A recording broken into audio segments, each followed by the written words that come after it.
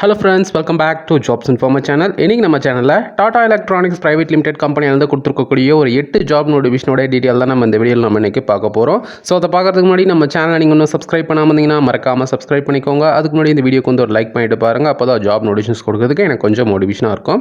Okay, இந்த வீடியோவை பார்க்கிறதுக்கு முன்னாடி நம்ம எல்லா வீடியோவும் சொல்றது தான் நம்ம சேனல்ல போற ஜாப் நோட்டிஃபிகேஷன்ஸ் நீங்க எதுக்குமே வந்து பாத்தீங்கன்னா யாருக்கோ வந்து பணம் கொடுக்க தேவையில்லை.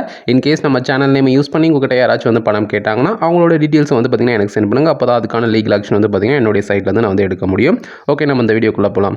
ஓகே, அதுல ஃபர்ஸ்ட் ஜாப் நோட்டிஃபிகேஷன் என்னன்னு பார்த்தோம்னா ப்ராசஸ் இன்ஜினியர் அனடைசிங் அப்படின்ற ரோலுக்கான வேகன்சி வந்து கொடுத்துருக்காங்க. இதுக்கான எஜுகேஷனல் குவாலிஃபிகேஷன் என்ன படிச்சிருக்கணும்னு வந்து பாத்தீங்கன்னா பிடெக்ல வந்து கெமிக்கல் இன்ஜினியரிங் வந்து படிச்சிருக்கணும் அப்படின்னு வந்து சொல்லியிருக்காங்க.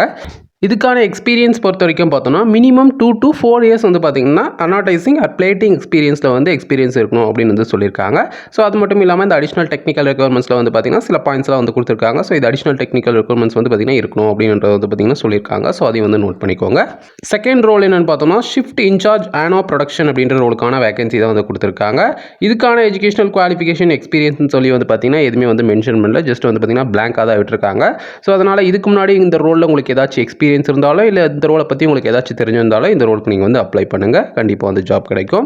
தேர்ட் ரோல் என்னன்னு பார்த்தோம்னா இன்ஜினியர் ஃபிக்சர் எம்இ அப்படின்ற ரோலுக்கான வேகன்சி தான் வந்து கொடுத்துருக்காங்க.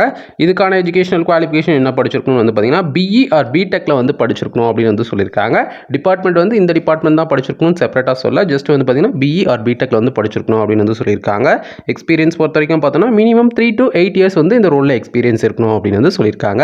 ஸோ அதே மாதிரி வந்து பார்த்தீங்கன்னா அடிஷனல் டெக்னிக்கல் ரெக்யர்மெண்ட்ஸ் இருக்கணும்னு வந்து பார்த்தீங்கன்னா சில பாயிண்ட்ஸ்லாம் வந்து கொடுத்துருக்காங்க. ஸோ அது ஃபுல்லாக வந்து நோட் பண்ணிக்கோங்க. ஃபோர்த் ரோல் என்னன்னு பார்த்தோம்னா டிசைன் இன்ஜினியர் ஃபிக்சர் அப்படின்ற ரோலுக்கான வேகன்சி தான் வந்து கொடுத்துருக்காங்க. இதுக்கான எஜுகேஷனல் குவாலிஃபிகேஷன் என்ன படிச்சிருக்கணும் வந்து பார்த்தீங்கன்னா எனி செக்யூரிட்டி ரிலேட்டட் குவாலிஃபிகேஷன் இருந்தால் ஓகேன்ற மாதிரி தான் வந்து கொடுத்துருக்காங்க. எக்ஸ்பீரியன்ஸ் பொறுத்த வரைக்கும் பார்த்தோம்னா மினிமம் 20 to 25 இயர்ஸ் வந்து இந்த ரோலில் எக்ஸ்பீரியன்ஸ் இருக்கணும் அப்படின்னு வந்து சொல்லியிருக்காங்க. ஃபிஃப்த் ரோல் என்னன்னு பார்த்தோம்னா லீட் லீகல் அப்படின்ற ரோலுக்கான வேகன்சி தான் வந்து கொடுத்துருக்காங்க. இதுக்கான எஜுகேஷனல் குவாலிஃபிகேஷன் எக்ஸ்பீரியன்ஸ் சொல்லி வந்து பார்த்தீங்கன்னா எதுவுமே வந்து கொடுக்கல, ஜஸ்ட் வந்து பார்த்தீங்கன்னா பிளாங்காக தான் விட்டுருக்காங்க. Lead position in legal team அப்படின்னு வந்து சொல்லியிருக்காங்க. ஸோ இந்த ரோலை பற்றி உங்களுக்கு ஏதாச்சும் தெரிஞ்சிருந்தாலோ இல்லாட்டி இந்த ரோலில் உங்களுக்கு இதுக்கு முன்னாடி ஏதாச்சும் எக்ஸ்பீரியன்ஸ் இருந்தாலும் இந்த ரோலுக்கு வந்து அப்ளை பண்ணுங்கள், கண்டிப்பாக வந்து ஜாப் கிடைக்கும். சிக்ஸ்த் ரோல் என்னன்னு பார்த்தோம்னா எம்இ லீட் ஆனோ ப்ரொடக்ஷன் அப்படின்ற ரோலுக்கான வேகன்சி தான் வந்து கொடுத்துருக்காங்க.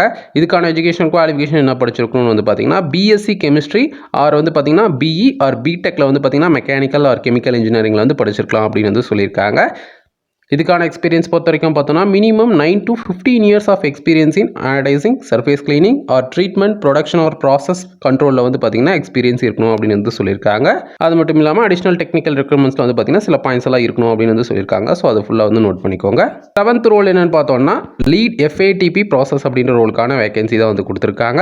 இதுக்கான எஜுகேஷனல் குவாலிஃபிகேஷன் என்ன படிச்சிருக்கணும்னு வந்து பார்த்தீங்கன்னா BE or ME or BTech or எம்டெக்ல வந்து படிச்சிருக்கணும் அப்படின்னு வந்து சொல்லியிருக்காங்க. இதுக்கான எக்ஸ்பீரியன்ஸ் பொறுத்த வரைக்கும் பார்த்தோம்னா மினிமம் 10 to 14 இயர்ஸ் வந்து எக்ஸ்பீரியன்ஸ் இருக்கணும் அப்படின்னு வந்து சொல்லியிருக்காங்க. அது மட்டும் இல்லாமல் அடிஷனல் டெக்னிக்கல் ரெக்யர்மெண்ட்ஸில் கிரீன் ஃபீல்ட்ஸ் ப்ரௌன் ஃபீல்ட்ஸ்னு சொல்லி வந்து பார்த்தீங்கன்னா அடிஷனல் டெக்னிக்கல் ரெக்யர்மெண்ட்ஸ் வந்து பார்த்தீங்கன்னா இருக்கணும் அப்படின்னு வந்து சொல்லியிருக்காங்க. ஸோ அதையும் நோட் பண்ணிக்கோங்க. எய்த் ரோல் என்னன்னு பார்த்தோம்னா ப்ரொடக்ஷன் லீட் சிஎன்சி அப்படின்ற ரோலுக்கான வேகன்சி தான் வந்து கொடுத்துருக்காங்க. இதுக்கான எஜுகேஷனல் குவாலிஃபிகேஷன் என்ன படிச்சிருக்கணும்னு வந்து பார்த்தீங்கன்னா diploma or BE or BTech இதில் வந்து பார்த்தீங்கன்னா டிப்ளமோவில் படிச்சிருந்தீங்கன்னா மேண்டேட்டரின்னு சொல்லலை, ப்ரிஃபர்டு வந்து சொல்லியிருக்காங்க. அப்படி இல்லாட்டி வந்து பார்த்தீங்கன்னா ஆட்டோமொபைல், அப்படி இல்லாட்டி வந்து பார்த்தீங்கன்னா ப்ரொடக்ஷன் இன்ஜினியரிங்கில் வந்து படிச்சிருக்கணும் அப்படின்னு வந்து சொல்லியிருக்காங்க. ஸோ இதில் ஏதாச்சும் ஒன்று படிச்சிருந்தாலே இந்த ரோலுக்கு நீங்கள் வந்து தாராளமாக அப்ளை பண்ணலாம். எக்ஸ்பீரியன்ஸ் பொறுத்த வரைக்கும் பார்த்தோம்னா 8 to 10 years minimum experience in surface cleaning or treatment only for SF or ஆனோ அப்படின்ற ரோலில் வந்து பார்த்தீங்கன்னா எக்ஸ்பீரியன்ஸ் இருந்தால் இந்த ரோலுக்கு அப்ளை பண்ணலாம் அப்படின்னு சொல்லியிருக்காங்க. அப்படி இல்லாட்டி வந்து பார்த்தீங்கன்னா minimum 10 to 12 years of minimum experience in CNC machining only for CNC diploma கேண்டிடேட்ஸ்க்கு வந்து பார்த்தீங்கன்னா இந்த 10 to 12 இயர்ஸ் எக்ஸ்பீரியன்ஸ் இருக்கணும் அப்படின்னு வந்து சொல்லியிருக்காங்க. இதுவே நீங்கள் பிஇ பிடெக்ல படிச்சிருந்தீங்கன்னா minimum 8 to 10 years of minimum experience in CNC machining only for சிஎன்சின்னு சொல்லியிருக்காங்க.